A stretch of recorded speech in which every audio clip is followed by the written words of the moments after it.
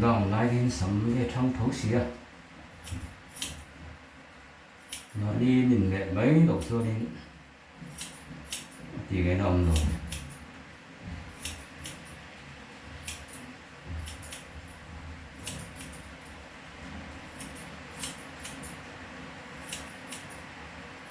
anh để chôn cho đây đủ chưa không nó sẽ dùng một động một ai xưa đi rồi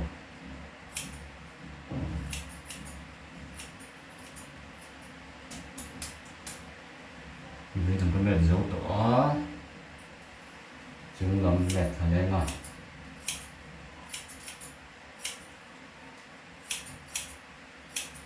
mùi chuồng nói hết cái hạt thang để coi luôn bọc xíu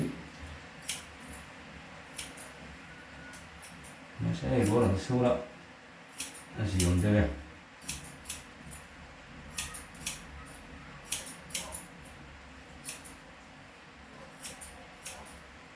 còn đậu có thêm này thì là còn riêng đây đậu mình rồi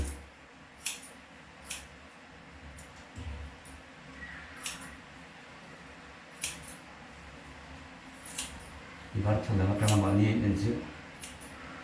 khi mà hát về như tí xin về tôi sẽ đuôi liền chúng ta chẹp cũng rất mình chẹp trên đầu đấy về cái thúng là cái chẹp rất chặt hình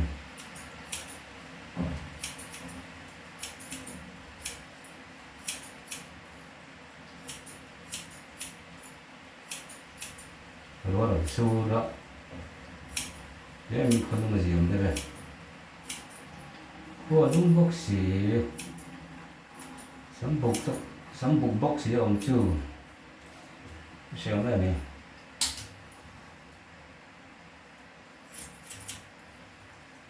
nhà nó bằng chỉ là chân phốt rồi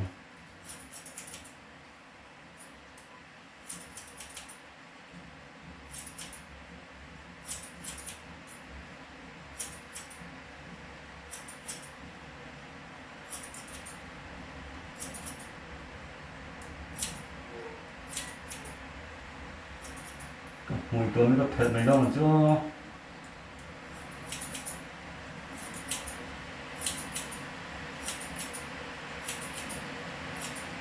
du tiền đâu cân khất đằng o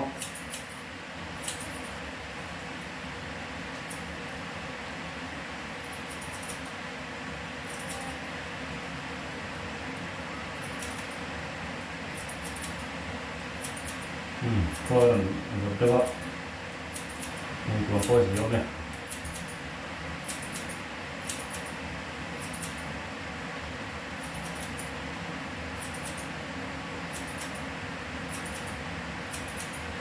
nhưng mà cái là dầu chịu rồi họ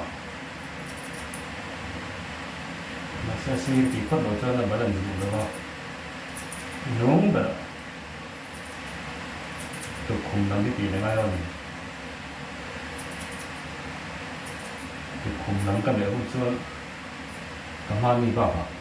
cái hướng là anh ta sẽ làm là hai con tốt ạ tôi không nắm cái chú hoa sẽ đẹp hết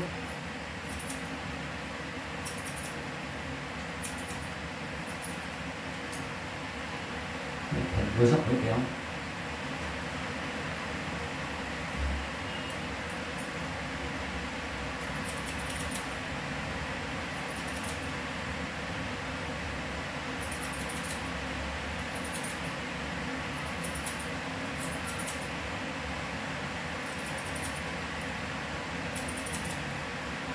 sớm để tôi thân chưa có cần là có những sử dụng bây giờ hóa thảo của mình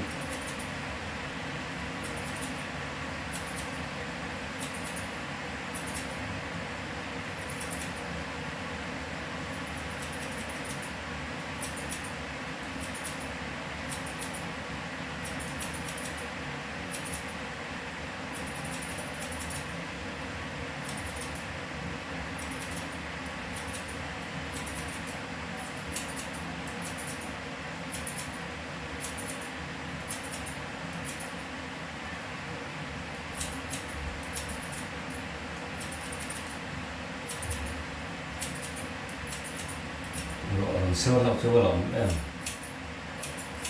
bố đâu thì còn sống sung đấy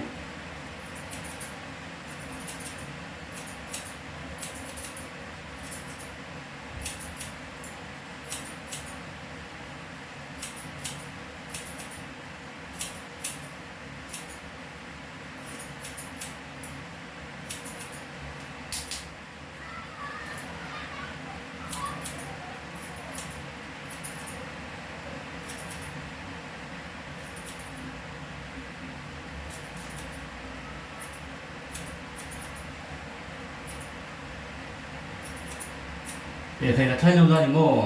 cái tủ đấy thì